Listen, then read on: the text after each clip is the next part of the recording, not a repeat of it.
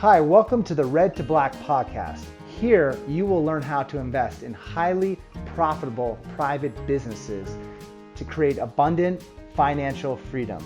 If this topic interests you, we invite you to subscribe to our channel.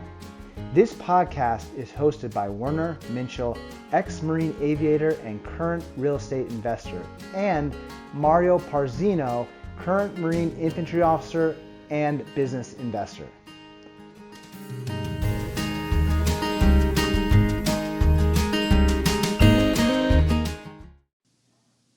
Hi everyone, this is episode number 15 of the Red to Black podcast, and we are covering 6 topics. Number 1, the leader. Number 2, ethos, values, and vision. Number 3, ownership and integrity. Number 4, management's performance. Number 5, what do the employees say about the management?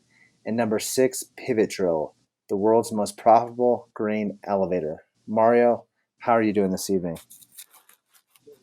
I'm doing well, Warner House, Colorado. Colorado is great. I'm actually over in Beaver Creek, and this is my first time here in the summertime. I've been to Vail in the past, and what I've noticed about Colorado is the mountains never end. We started in Boulder, went up into the high country just below the Rocky Mountain National Forest, and then we literally drove over probably 3 to 4 different mountain chains to get to Beaver Creek, and Colorado is just a wonderful and beautiful location, and there's just so much outdoor activities to do. I'm really, really, really in love with this place.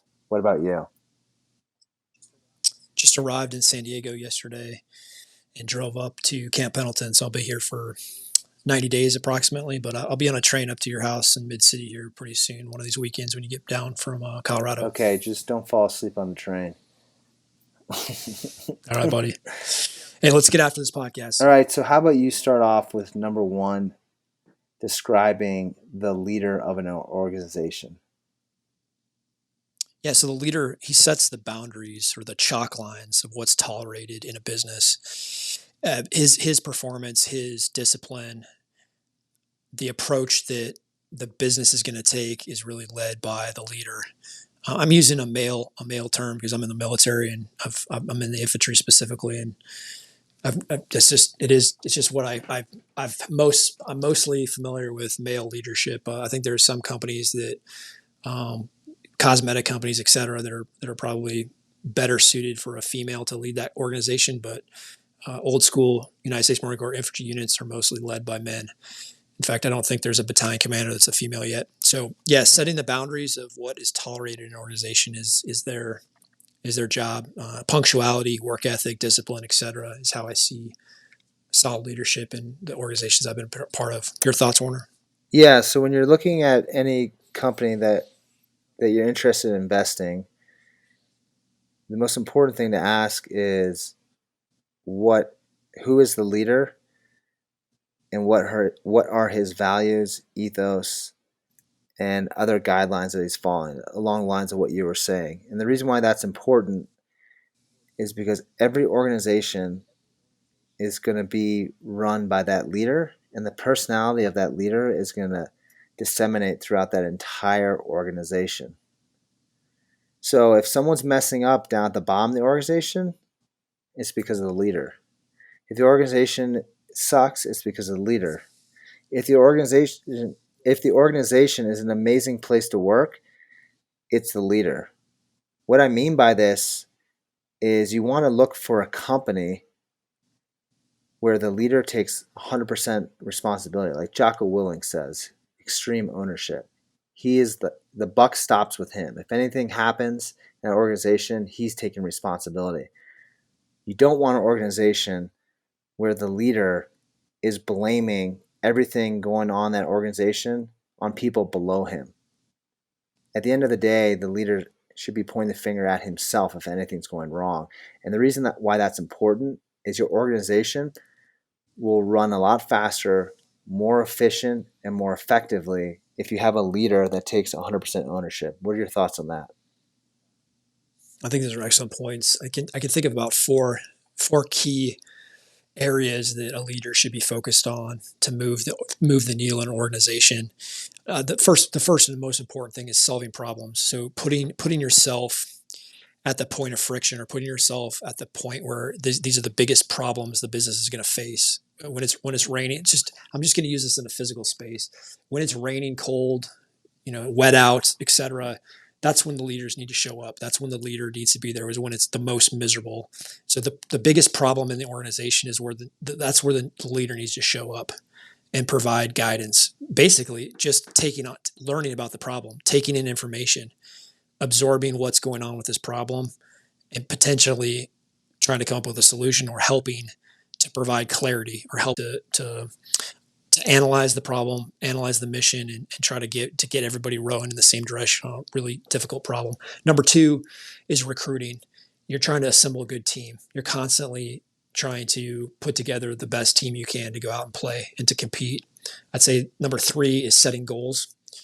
You're constantly trying to move the needle every year or every quarter, or trying to get the organization better. If you're not getting better, you're dying. And then lastly is you're a cheerleader. The leader, the number one leader in an organization isn't the heavy. He's not the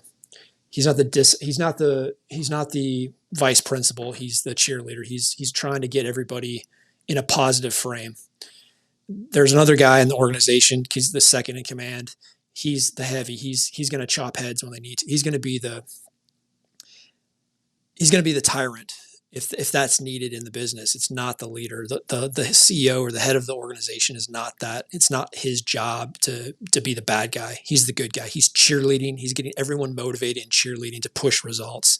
And if he has people in his organization that he can express his frustration, and they can go out and they can cut heads, or etc. So those are the four things: just solving problems, recruiting, setting goals, and cheerleading. Thoughts on that? Yeah, prioritizing those four things. Number one would be goals. And we talk about this a lot. Goals are under performance, and performance is your effectiveness at fulfilling on your plans through measurable results, action items, and timelines.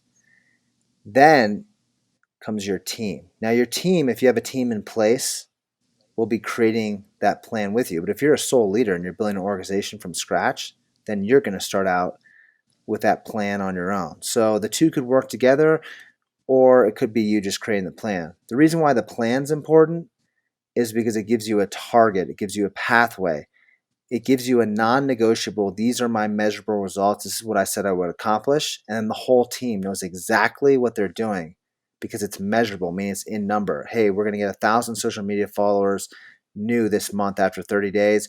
We're going to generate 100,000 revenue plus in by the end of this month, right? So 30 days out, those are two measurable results, and the entire team knows exactly what you're doing. Now, where a leader will step in, and the leaders below you, like you said, you're number two, they'll step in when your action items have been ineffective. So your action items are not fulfilling on those measurable results. That's where the leader steps in to steer the ship and say, hey, why have we been ineffective? What are effective actions we can take to fulfill these measurable results? And then also, when you said the cheerleader, that's important because when you create this plan, these measurable results, if you're just doing a robotic fashion, you're missing out on an opportunity to get the why behind it. Why are you doing this? Is it because you love what you're doing? You're passionate about this area?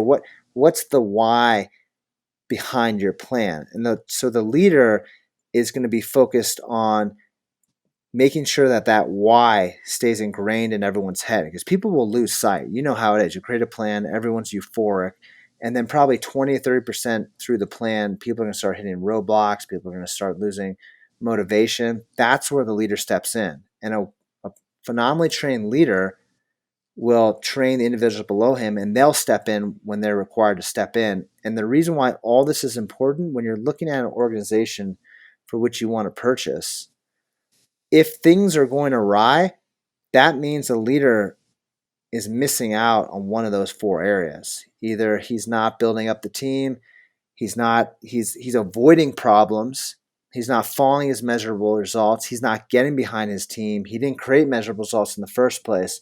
So the reason why we're talking to our listeners about this is because when you're looking for a business, you want to ascertain whether or not the management is on point. And these are four critical areas that support you in doing this. What are your thoughts? Excellent points, Warner. I think we need to continually reassess our azimuth. That's a job of a leader, is to continually look at if we're slightly off 1 or 2 degrees from our true north, and to recalibrate that azimuth and get people back onto that true north. Just a 1 degree shift slightly, we're compromising our integrity, or we're compromising our results, our performance. We're accepting less than we can do. We're off that azimuth, and that's the job, to evaluate. It's solving problems, it's finding the azimuth, it's getting people behind that goal, it's recruiting the right team, it's cheerleading, and it's also coming back to that compass occasionally and saying, are we being true to ourselves? Are we, to thy own self be true. I think that's very important for the leader to do. That's kind of my thoughts on number one, the leader. So that ties into our next topic, which is ethos, values, and vision. Because if you're not clear on more of the why and what you're building, what it looks like, then it's going to be extremely challenging for you to readjust that azimuth, because you have no clue where you're going. You're just throwing, even if you have the best plan known to man, if you don't have your ethos in place, how you do business, your values, vision, what it looks like, that plan is really, I mean, it's really just a bunch of numbers on a page. There's nothing really behind it. So, what are your thoughts on that? I want to read 4 paragraphs from a gentleman who wrote a letter to his company. He was talking to his current employees, and I think in his mind, he was also talking to his future employees or future leaders or stewards of the business. He starts off in paragraph number 1. We believe our first responsibility is to the doctors, nurses, and patients, to mothers and fathers, and all others who use our products and services. In meeting their needs, everything we do must be of high quality. We are responsible to our employees, the men and women who work with us throughout the world. Everyone must be considered as an individual. We must respect their dignity and recognize their merit. They must have a sense of security in their jobs. Compensation must be fair and adequate, and working conditions must be clean, orderly, and safe. We are responsible to the communities in which we live and work, and to the world community as well. We must be good citizens, support good works and charities, and bear our fair share of taxes. We must encourage civic improvements and better health and education. We must maintain in good order the property we are privileged to use, protecting the environment and natural resources. Our final responsibility is to our stockholders. Business must make a sound profit. We must experiment with new ideas. Research must be carried on, innovative programs developed, and mistakes paid for.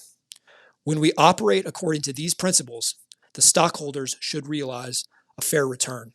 That was written by Robert Wood Johnson in 1943. That aged very well. Any thoughts on that, Warner? Yeah, those are really essential points to a business, because number one, what most people forget in a business is you're doing business because of a customer. And a lot of pitfalls that businesses fall into is they create a product or a service that's for them and not for their customer. This is design 101. Getting into the customer's shoes, and that's, you can do that through observation, you can do that through questions, you can do that through user experience groups. There's all different ways you can do that. It's really getting into the customer's shoes to determine whether or not actually the quality you provide is actually the quality they want. So you can say all these things, but is it really actually, when the rubber meets the road, is what this company providing actually what the customer wants? So that's number one. Once you get that product market fit, that's what you and I talk about. That creates that brand, that trust. Number two, the employees. Now you have that product market fit. Are the employees psyched up to work for you? Do they know that you have integrity? Do they know that the management team is going to operate with consistency and be persistent when it comes to dealing with them? They're going to get paid on time. They're going to be dealt with in a fair manner. No one's going to have preferential treatment. Number three, talking about the community is, I mean, it's really the employees, and then it goes beyond the employees, their families, and the environments that they're in. So what this guy is talking about, Robert Wood at this company, is he's really not just thinking about profit. He's thinking about the whole ecosystem of a company. And if you build that product market fit, you build that brand, he's really talking about building a brand with trust. And in that brand is employees, communities, and this is all people at the end of the day, right? Everything he described has to do with a person, and that person has different interaction with the business. The customer buys it, the employees works for the business, and the community is sort of a tertiary. They're being impacted by the business in some way, shape, or form. And then there's a stockholder who said, "Here's my money." So what we're getting at with a great business, a great management team understands communication and how to build strong relations. That's essential. That's what people forget. If you don't have strong relationships, you're not going to have a strong business. And that's all I have to say on that one. What other thoughts do you? Yeah, I want to drop anchor here for a little bit and kind of unpack these 4 paragraphs. He basically lists 4 responsibilities. And notice the order. It's very important that he starts first with the highest priority is not to his stockholders, it's not to the communities, it's not even to his employees, it's to the people that use the product. And he says, in meeting their needs. Whose needs? It's the customer's needs, their needs. The mothers, the fathers, the nurses, the people that use the product. Everything we do must be of high quality. He goes on to say the second responsibility is to our employees. So number 2 is he's taking care of the people that are going to execute this mission set. Talks about their wages being fair and adequate. I like what he says about working conditions. They should be clean, orderly, and safe. I can't tell you how many businesses I walk into and I can see dust. I can see that people don't care. The employees don't care. The management doesn't care. Obviously, the customers are still supporting this business. There's just dirt everywhere.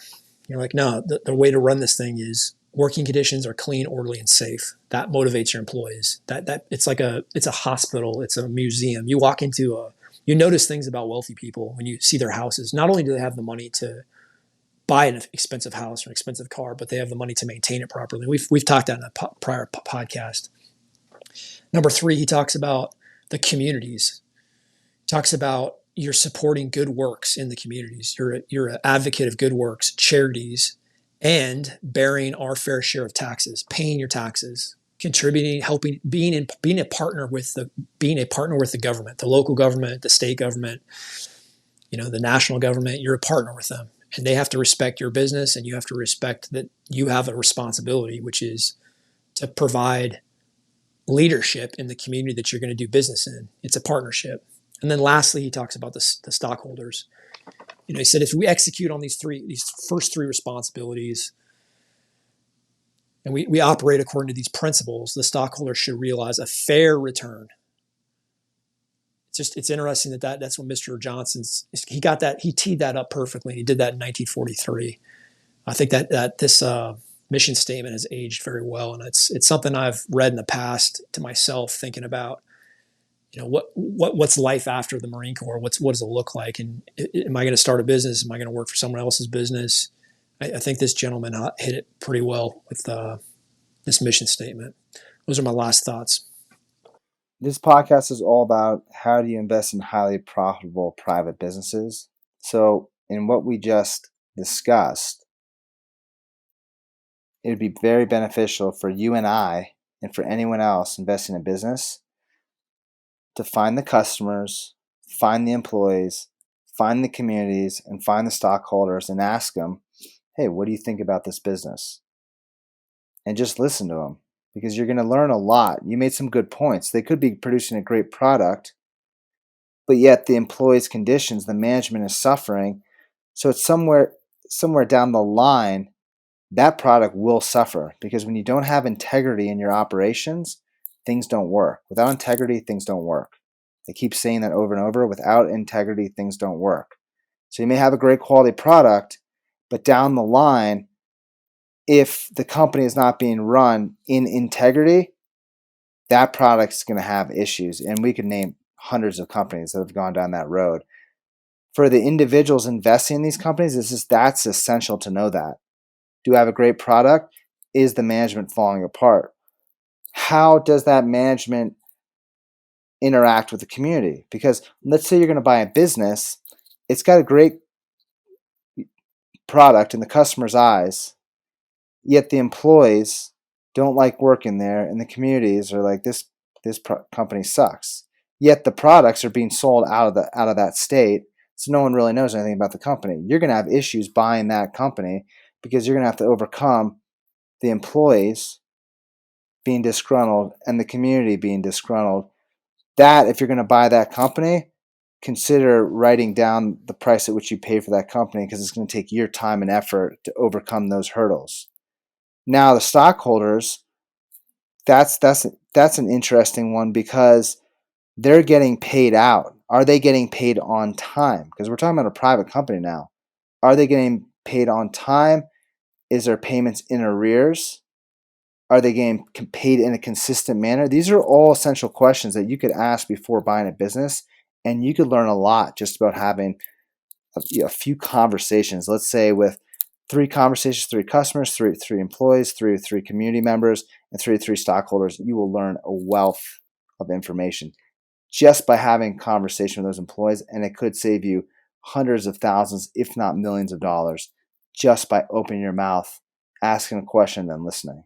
What my thoughts are just you and I almost starting a quasi bank in a third world country, just so the employees would be paid the proper amount and not be taken advantage we of got from their we got employer. we got straight up shut down on that one because of the corruption. That's all we'll say. Yeah, but it's taking Right? care of your employees and making sure that they're being paid an adequate wage, a fair and adequate wage. And when we realized that wasn't occurring, and we basically wanted to take it out. We wanted to take control away from, let's say, the management, and put it into our hands and say, no, we're going to do direct deposit. The management's not going to get to pay out the employees the old school fashioned way and rip off their employees. Didn't work out, but we weren't really in charge anyway. Yeah, so this all points to, at the end of the day, when you're buying a business, you're buying people and their ability to execute on different levels, whether it's your sales guy selling it to the customer, or the employee working in the factory, or the community interacting with the business, or the stockholder interacting with the business. These are all essential aspects of the business that, if you're interested in buying one of these businesses, it's this is like 101. I don't, you know me, I don't use this word have to, but I'm going to use it. You have to get in touch with these individuals and find out what their relationships are with the people they interact with. That is essential, because that'll tell you a lot about that business. That'll tell you that's probably the most important thing you want to know about that business, is how does that business communicate with the different sectors, those different 4 sectors that we just discussed, or different 4 groups that we just discussed. Let me restate that we're not buying people. We're not buying Steve from sales. We're buying Steve's time. We're buying his sales experience and his time. So he comes in there, let's say 5 to 6 days a week, and he works 8 to 12 hours a day. We're compensating him based on his time. Exactly. And now, the reason I talked about groups of people, because if things are run in integrity, then he's going to be the most effective with that unit of time. And that's what, yes, getting down to the root of it, that's what we're most concerned with. How effective is this company at selling the product to a customer? Product market fit. How much does that product meet the customer's need? How effective are the employees at work? If they're in a great environment, they love to work and they're working hard from 8 to 4. If they don't love the business, they're looking at their iPhone all throughout the day. And the same goes with communities and stockholders. So it's really looking at, if you really break it down to what Mario's saying, you're looking at the effectiveness of time when it comes to employees and that product market fit. And that'll come out in sales and then feedback for the product. I think that's probably good enough for this section, Mario, or this topic. Let's move on to ownership and integrity. What are your thoughts on that? I think we've kind of touched on integrity a little bit. Basically, it says integrity is doing what you say you're going to do. It's following through on your word. Being in integrity is executing what you've committed to agree to, or what you've agreed to, or your commitments. You're actually going to go execute those commitments. And when you find people that are doing that consistently, it's a reprieve from normal society. When you find a young man or young woman who says something and then they actually go do it, it's like that person is never out of work. That person is never out of opportunities to move up or to advance an organization. You can always train. You can train and teach people anything. You can train. You can train a skill. It's like the attitude. You hire for attitude, and then you train. You train for performance in a certain skill. Very few people are actually hired for their skills. Most people are hired for their capabilities in the future, basically their future potential and their attitude. So that's kind of my thoughts on integrity. Ownership, it depends on what we're looking at. In a private business, we're looking at, why is this ownership team selling? What's the reason? What's their motivation for selling? Are we buying something that it's a dud, it's a lemon, or are they trying to retire? What's their motivation for turning this over to us? That's kind of my first thoughts on ownership and integrity. Okay, great point. So integrity is doing what you said you would do. I would like to add one thing to that. There's going to be times where you're not going to always be able to honor your word, right? So what do you do in those situations? In those situations, integrity is always an agreement with someone else, right? When you honor your word with someone else, we have sometimes a mentality where we think it's, I've created my word with someone else, but we forgot the other person on the other side. So say they had an emergency, or I overextended myself. There's another way you can also honor your word. If you establish a new agreement with that other person, and you clean up whatever was messed up by you not honoring your word on the time you said you would, or he or she not honoring his or her word at the time they said they would. So there's also circumstances where you change the agreement because you hit an impasse, you hit a roadblock, you hit an obstacle, and that's also another portion of integrity. Now, my goal at the outset, like Mario was saying, is I want to honor my word 100% of the time, but I know we're not going to always be able to do that. So it's also about establishing a new agreement and making sure that this is key, that the other side that you establish that agreement with is okay with changing that agreement. But you don't do that. Don't get consistently in the habit of doing that where you're constantly changing your agreements. It's just, if it comes to the point where it looks like you're going to have to change an agreement, you get responsible for the impact of it if the other side's not interested in that, and you work through that. That's a huge point to integrity. And then also ownership. The way I look at ownership is in terms of what who is responsible for what in a business. So if we're looking at buying a business, I want to know, is this leader taking responsibility for the business that I'm purchasing? If he is, then I know a lot of things are going to be on point. If he isn't taking responsibility for that business, then I know there's going to be a lot of things that are not on point because he's blaming other people. He's sweeping things under the rug. There's a lot of things that are going to be missing. So I look at his ownership as, is the individual who's running that business taking responsibility? Is everyone down the chain of command taking responsibility? If they're not, there's going to be a lot of gaps in that business that you and I are going to want to, turn into little Sherlock and Holmes and figure out what's missing where. What are your thoughts on Yeah, I'd those say, two like, areas? I'd look at ownership also as, like, are the employees or the management team vested in the success of this business? Oh yeah, good Are they one. Good trying one. to make sure that this business survives for 300 years? They're gonna, we're all gonna leave. We're all gonna leave this world at some point. The business is a good business is outlive everybody's contributions. We're gonna make our contributions and we're gonna move on. and eventually someone else is going to be in charge of this business. Are the employees plank holders? So they feel like they're putting their mark on this. They're putting their little ding in this business, and they're going to have a positive impact so this thing survives as long as possible. Or are they just simply there for a job? It's just a job. This is just a job. I'm just here to get a paycheck, or just here to get a salary. I do my little job. I kind of pretend to work, and I leave at the end of the day, and I don't really care about the business. If that's kind of the culture of the business, it's not a business that we really want to go after. We want people to be in love with the business. In fact, you want the management team to be in love with the business. You want them to the business. If they're just about the money, you're basically just every year you're negotiating. You're going to be negotiating a bigger salary, and you're going to be competing against other companies. You're going to try to be poaching your best talent. You want it to be the Yankees. You want it to be the L.A. Dodgers, the Texas Rangers, the Texas Cowboys, the Green Bay Packers. You want to cultivate these teams they're there for more than just the job or just the salary or just to do something. They're there really to win. They're winners, and they want to win with the team, and they really respect the thing. So I kind of look at ownership as also being invested into the business. Any thoughts on that, Warner? Yeah, I think there's two ways you can be invested in the business. You can be invested financially, like there's employee-owned companies, right? And the employees own the business.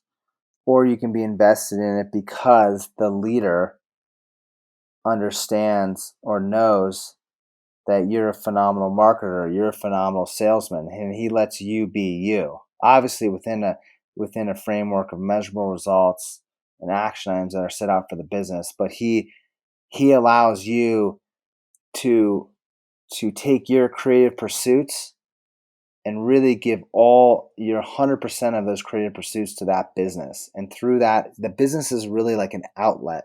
I see it as an outlet for individuals to really get creative, excel in their area that they love. Now, there's also an accountability piece in that ownership where you're being held accountable. So you say you're going to do something and you do it. But I think that sort of feedback loop between you either have a financial stake in the business or you're really invested in it because you love the job that you're doing and there's this accountability. I think that structure creates, like you said, that Green Bay Packers or the Texas Rangers, the New York Yankees, or even I'd add, uh, what is it, the Seattle Seahawks with Pete Carroll, right? That guy's phenomenal. If you want a coach who's phenomenal at creating that environment, it's Pete Carroll, because Pete Carroll's that type of guy.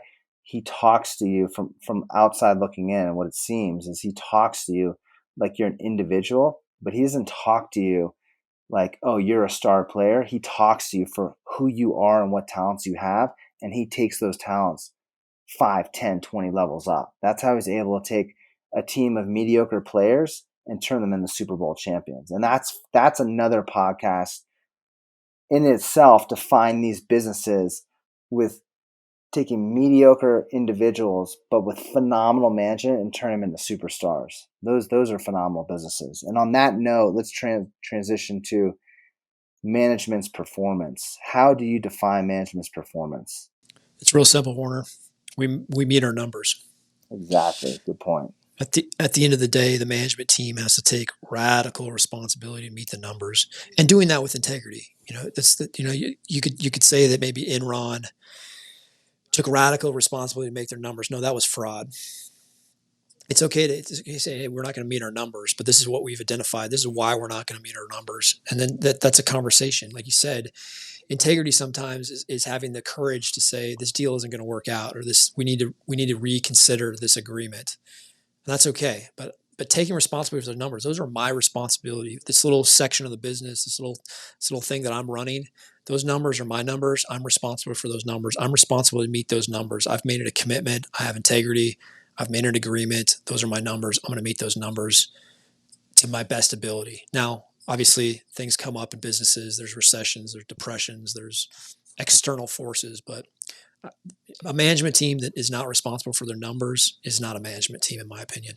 Yeah, those are great points. And here's one way, in my opinion, when you and I or anyone else is looking at a business, And remember, we're talking about private businesses, so it's not like a publicly traded business where you're just going to go onto the stock market and buy it. You're going to actually get into the nuts and bolts, unless you're just an investor with us or you're an investor in another business.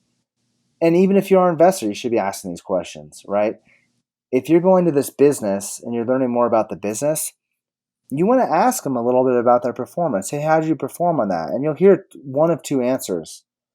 Oh, we did not meet our results because we were ineffective here, here, and here, or we did not meet our results because our leader sucks. Those are two key differentiators. And because most people don't understand performance, so they won't get the difference between those differentiators. And here's the difference. Performance, as Mario talked about, is straight up numbers. It's the only thing that's measurable. It's the only thing in the entire face of this earth that we can agree on. We agree on what 1 is, 3. And I know there's people out there who say 2 plus 2 is 5. Throw them out. It's hogwash. 2 plus 2 is 4. That's what it is. Those are numbers. That's what we all agree on. Anyone else saying otherwise is dealing it in the realm of emotion and sensationalism. The reason I say this is because when you're dealing with performance, the very successful teams, each week they go back and look at the numbers and they go, okay, did I meet it? Did I exceed it? Did I underperform? And then they ask the question, if I underperform, what actions did I take were ineffective? What actions did I take that were effective? And then they analyze and assess and go, okay, these actions were ineffective. What could I take? What actions could I take that were more effective? A poor performing team will not focus on the measurable results. You'll see it. They don't want to take responsibility and ownership. They want to go to emotion. Oh, it's his fault. Oh, he effed up. Oh, he effed up. And what you have, Jocko Willink talks about this, is you just start pointing fingers and you never get down to what action was ineffective. Those are the differences when you're looking at business. Are they stating, hey, I was ineffective in the numbers, or are they throwing around blame? What are your thoughts on those two points? I think you nailed them, Warner. I think getting the employees and getting the management team to take radical responsibility for the performance of the business is critical. We can agree that numbers matter and the performance is tied to a measurable result, which are numbers. And we want to look at how are we doing this week compared to 12 months ago, this exact week 12 months ago. Are we a little bit better? Are we a little bit worse? Or are we about the same? And that's driving our decisions. That's driving the direction the company needs to go, or the performance that the company needs to go, is having that data, having those numbers, knowing where we're at and comparing that to something else, some other data set, and looking at what are we doing wrong? Are we not, because you're constantly pivoting, and we're going to go into that in the last topic, but a business is never flat-footed. A good business is constantly pivoting and constantly moving in different directions to stay competitive. It's a brutal capitalism is a brutal process. It's trying to destroy businesses as rapidly as possible. It's inviting anybody that has high margins, is inviting competitors into the space, and they're trying to destroy their competition. So that's kind of my last thoughts on management's performance. You'll notice when you're looking at a business, if a business is run efficiently and effectively with solid management and running the numbers, their conversations with you are going to be straight. They're going to be straight, simple, and short. If the business is into monkey business and emotion, then you're going to get a lot of circuitous answers. You're going to be going in this direction. Hey, talk to this guy. No, it's this guy's fault. It's that guy's fault. You'll notice now. This doesn't mean you could have some really slick dudes that just tell you what you want to hear, and they say it straight to you. That's where Mario and I will go into a further podcast. Your due diligence. You're gonna get down to see if what that guy says is actually the truth, and the numbers will tell you that. And obviously, the numbers could be fraudulent, and that's another podcast where we'll tell you how to overcome that. But for the purpose of this podcast, simply, you're either dealing with numbers or you're dealing with emotion, disempowering emotion. I'm not saying you don't have emotion. If you have emotion, it's like you're excited about what you're doing, you're juiced up, you're joyous. That's the emotion you're looking for. And out of that emotion comes straight up performance. The opposite is disempowering emotion, where I don't hear any numbers. All I hear is excuses. Those are the two things that Mara and I really want to leave you with when you're looking at a business. Are they telling you exactly what they're doing? or are they giving you a lot of excuses and emotion? And I think that's where we'll leave it on management's performance, and we'll transition into what do the employees say about the management. And this is like the bedrock of understanding how management works. What are your thoughts on this? A story comes to mind that Carl Icahn told during the process. He discovered this during the process of an acquisition. So he bought a rail car company, or a business. He bought a business that makes rail cars, and it was, I think, out in Nebraska or somewhere out in the Midwest was where the actual production of the rail cars occurred. And there was 6 floors of, let's say, management in place in New York City. And he bought the floors of people doing business in New York City, and then the actual production of the rail cars out in the Midwest. So he's in New York City, immediately goes to these 6 floors of his new business that he just bought. And everyone's saying, well, that happens on, floor number 6. Well, that happens on 3, 2, 1, 5. Everyone's pointing at each other saying, oh, that doesn't happen here. And he's spending 2 or 3 weeks, in this office building every day trying to figure out, what do these people do all day? Like, where's accounting? Where's finance? Where's marketing? Where's sales? Where's everybody's pointing to somebody else saying that's not what we do. So he pulls the CEO aside. He says, I'm just going to go out to Nebraska and maybe take a look at like the business from that angle, and maybe that'll help me sort this out. And this guy says, no, that's not necessary. You're going to scare the young man we have leading that business out there. So he says, oh, I don't know. I think I'm still going to go. He said, no, you don't need to go out there. It's running really well. Don't go out there. So he said, okay, well, maybe I'll consider that. So anyway, he doesn't tell the CEO. He just books a flight and he goes out there and gets on deck. I love this And guy. Carl says he actually walks into the business and he meets the young man running this business. He's a former infantry officer in the United States Marine Corps, a former captain of Marines. And he says, hey, Carl's explaining to this guy, hey, I'm not here to scare you. He goes, the response to this young captain is like, why would you be scared? Or why would I be scared? And Carl Icahn says, I was scared when he responded that way. So I didn't tee that up perfectly. Carl said, hey, don't be scared. I'm just here to take a look. I'm going to go back to, New York and sort things out. I'm just here to take a look. And the young man said, why would I be scared? And Carl's response was, I was scared at that point. So anyway, the guy walks him around. She says, oh yeah, here's exactly what we're doing. Here's our sales team. Here's our marketing. Here's our execution. Here's our operations. Here's the guys that are welding the tanks together. Here's how we move product. Here's how we do receiving. Here's how we do inventory. And the guy just lays it all out for Carl Icahn in about 2 hours, whole business. So at the end of the day, Carl's like, so what do the people in New York do? And he's like, I have no idea. They just call here occasionally and they ask me questions, and then I have no idea what they do. And he's like, so you don't know what anybody in New York does? He's, no, I have no idea. So immediately Carl flies back to New York, fires all 6 floors of this business.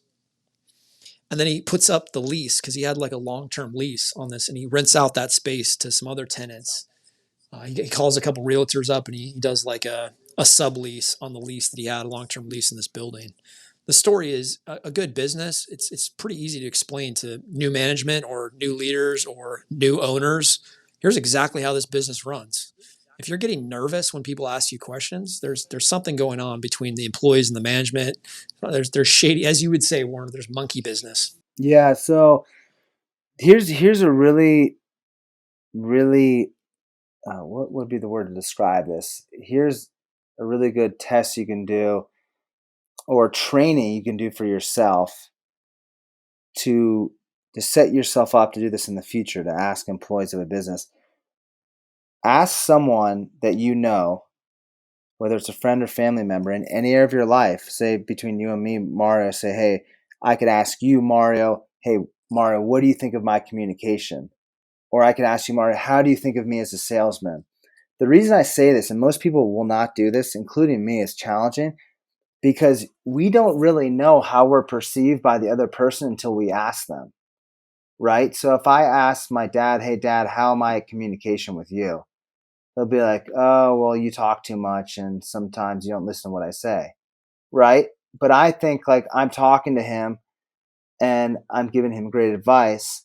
See, it's never what you think it is in communication. This is why it's essential to not only ask one employee, but to go out to the other office to ask the other employees, to ask the other leaders. So you never take it from one individual, because different sides of the story are always different. So why I say this is do this training with yourself. Ask other people, hey, what do you think of me in this area? It'll improve you as an individual. It'll actually improve your business, right, as a leader. But then also, when you're going into another business and you're thinking about purchasing it, ask multiple different people what they think about the business, because I've done this before in real estate, in construction. Hey, what do you think about, how is this 2x4 put in? Oh yeah, it's great. Ask another contractor. Oh yeah, it sucks. I could do it better. You start piecing together different pieces of information because everyone sees it in a different manner. And it's those nuances of the different employees telling you different things where you start seeing what's really going on under the surface. So don't just ask one employee in one area, ask four or five, and then piece together everything they're saying, and you'll start seeing the nuances. That's really taking it to another level, to seeing how that business is viewed in the employee's eyes. Because a lot of times, people will not tell you stuff depending on what they know about you. If they know you're coming to buy the business, they're gonna tell you exactly what you want to hear, right, Mario? That's right.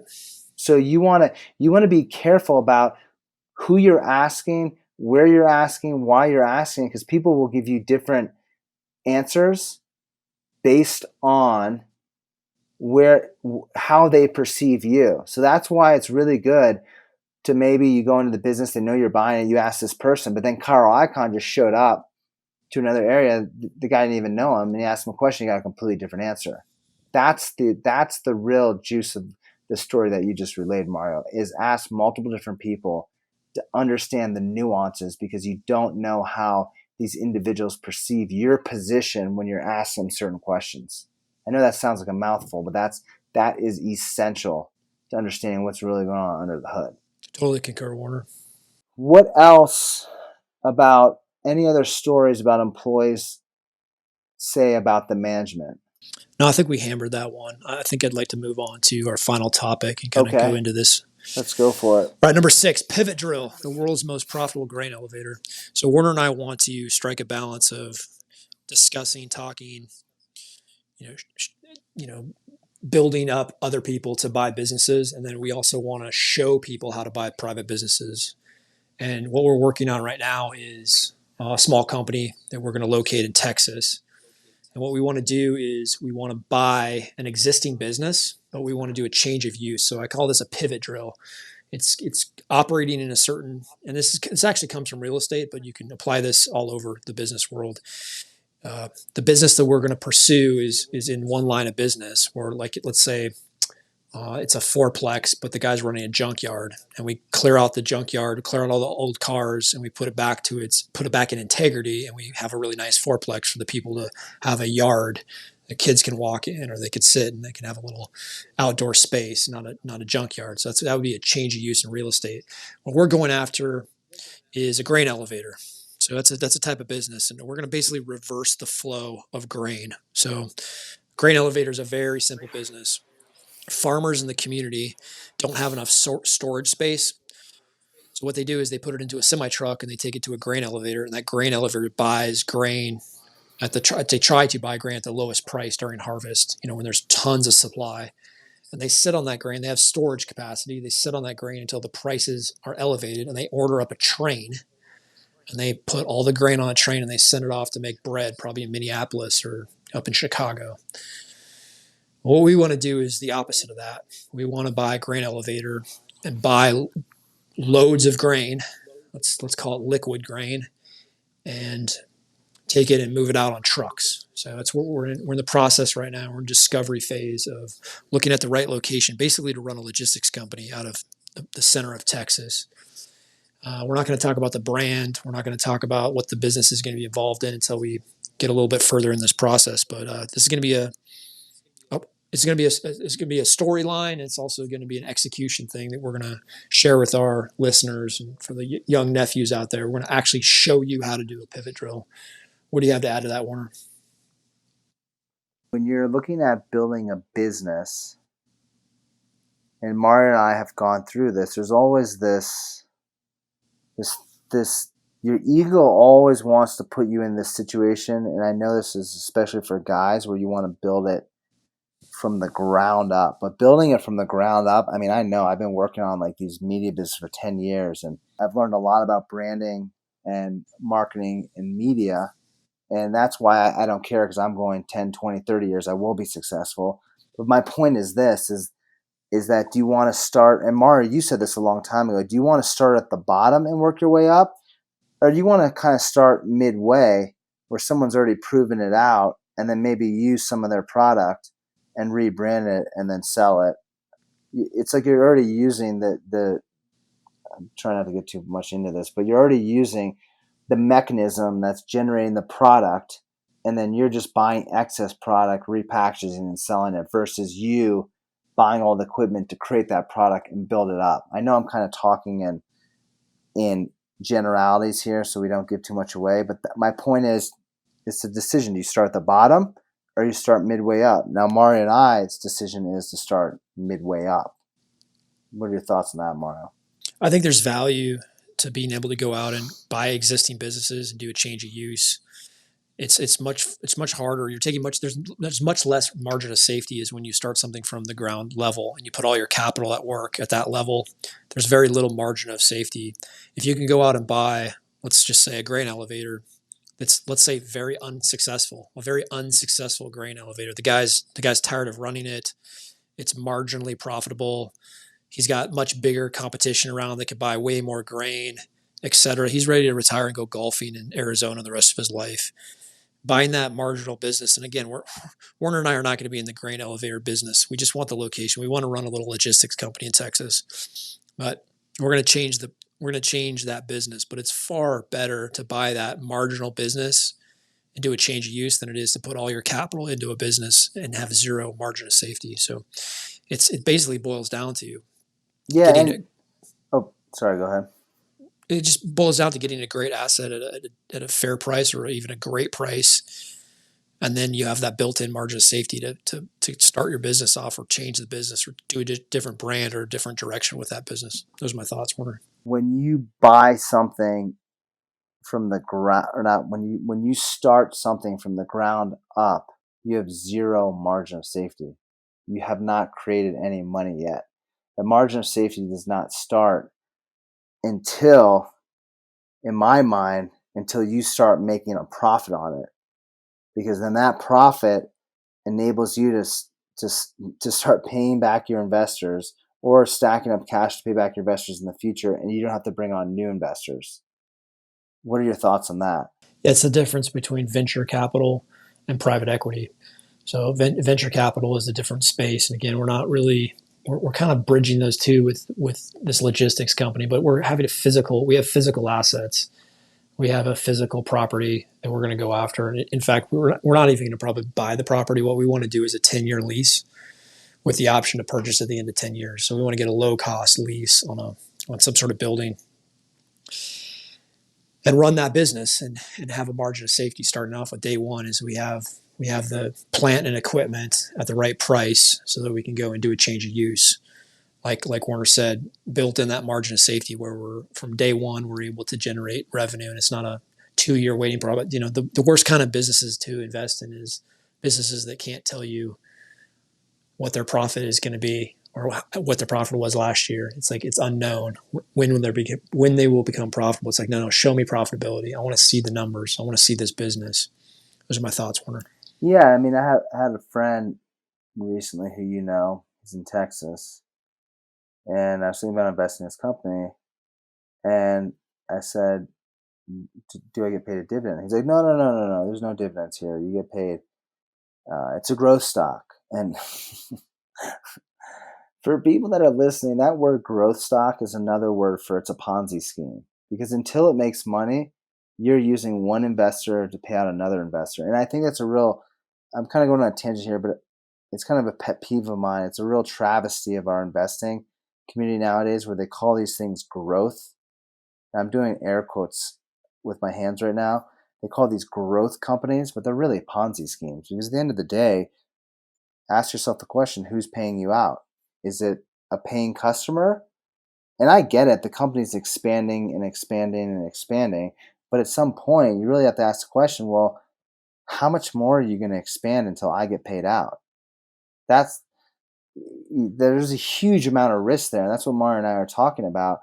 Is when you invest, in Mario and my opinion, why put your money? The only reason that you put your money into a Ponzi scheme like that, if it becomes a cheeseburger purchase, where you just have so much cash coming in that you don't care if you lose it, you'll make it up in a day.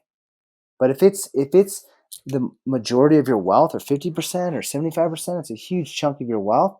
Don't go anywhere near these growth businesses, because the chance of you making it are 99% no, 1% yes. And if you already invest in a business that's at least paying you percentage, you already have an upside from day one. And that's what this whole podcast is about with Martin and myself, is is when you're looking for businesses, look for businesses that pay you to own them. That's right. Start with that all businesses are horrible businesses. Go into Don't get euphoric about purchasing a business. Go in there to look at a business as all businesses are miserable. They're all horrible. They're all high risk. They're all potential Ponzi schemes. Don't go in as a euphoric purchaser or euphoric investor. Go in with a lot of skepticism. That's going to save you a tremendous amount of time and suffering. As if you go into these deals, if they have to prove to you that they're a good business, not you assuming they're a good business until proven otherwise. That's a massive mistake that you're making if you're going in with optimism. Go in with a whole bucket load of pessimism and then try to look for evidence that you're wrong. Yeah, and if you really want to see this in real life, go look at a 10K, which is the annual report of any publicly traded company, and go read down a few pages to the risk section. I think that's what they call it. And you'll see pages, or you'll see section of about 5 to 6 to 7 pages of all the risks. And they delineate. It's actually a pretty good way to train yourself on doing exactly what Mario's saying, in terms of training yourself how to look what could go wrong. And Mario and I have it ingrained in us because that's what the military does. And people, I wouldn't say it's pessimistic. I would say it's just it's looking at what could go wrong, because you always want to know what's the downside, so you can, like you said, assess, because all you're doing is you're assessing risk. Is the you really want to have the upside way outweighs the downside, and one way you can way outweigh the downside is by getting paid in cash. That's right. That's the only way. They can talk to you all you want about how they're gonna cash out, they're gonna go public, they're gonna do this, they're gonna do that. But if they're not paying you to own it, it's all talk. None of it's real.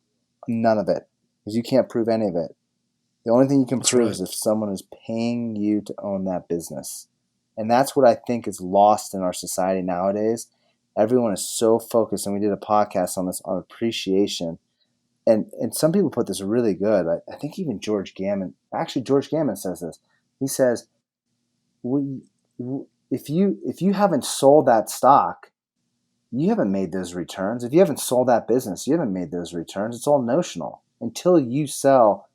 I'm No, it wasn't George Gammon. It was this is John Williams.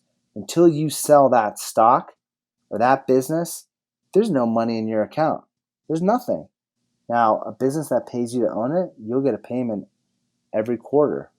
That's right. So it's really assessing, it's getting out of this consumption lifestyle that I have always caught in, and getting into this being patient and waiting for the right business that'll pay you to own it. That's a skill set that if you learn, it'll translate to huge amounts of wealth going into your bank account or wherever you keep it.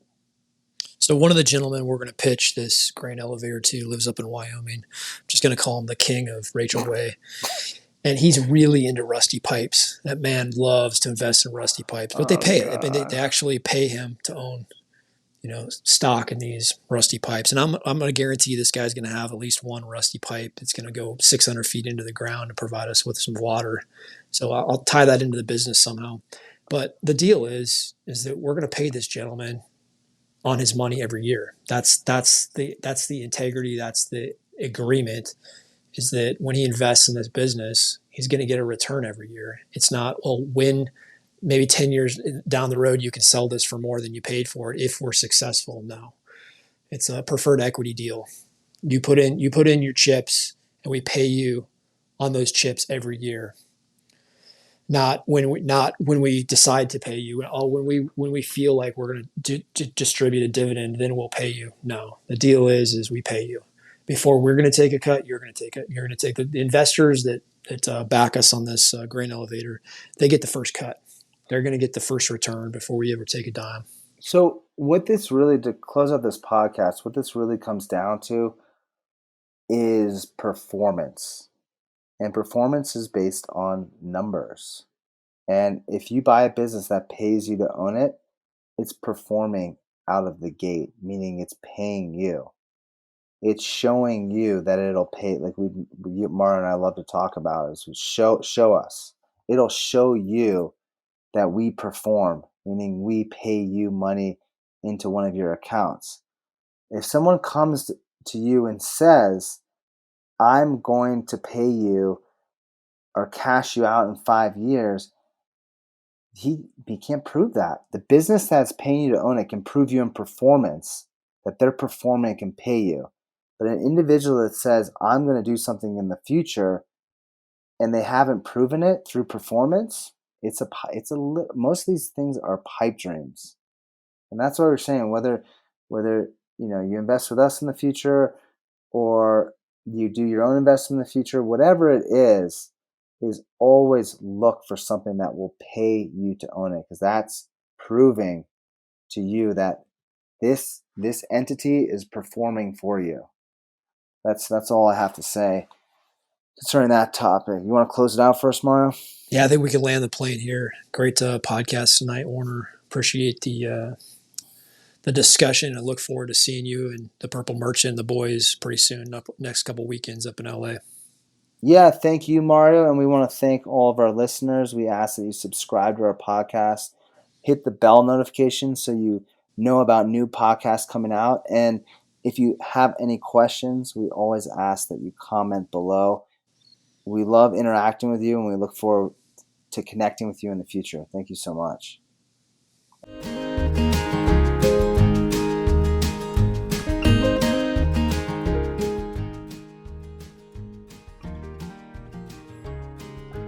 Thank you for listening to the Red to Black podcast. We really appreciate you taking time out of your day to listen to our podcast. If you would like to connect with us in the future, you can find us on LinkedIn. Simply search for Werner Minchell or Mario Parzino. Also, you can find a link to our LinkedIn profiles in the profile section of the podcast. Thank you again for listening, and we look forward to connecting with you in the future.